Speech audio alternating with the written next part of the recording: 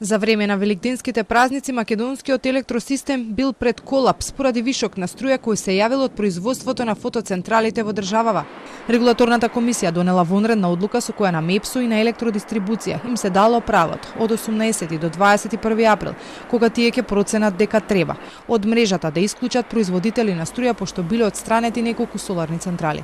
Ваков проблем се очекува да се јави за празникот 1 мај, но од МЕПСО веруваат дека се прават напори да се стабилизира системот. Имаше предизвици, во текот на викендот и затоа се превземени тие мерки, но тоа што може да го кажеме и за тоа ќе имаме и посебен настан во кој сакаме да ве брифираме е дека правиме максимални напори да го стабилизираме системот. И министерката за енергетика Божиновска пред неколку дена на брифинг истакна дека ваков проблем бил затекнат и во Грција.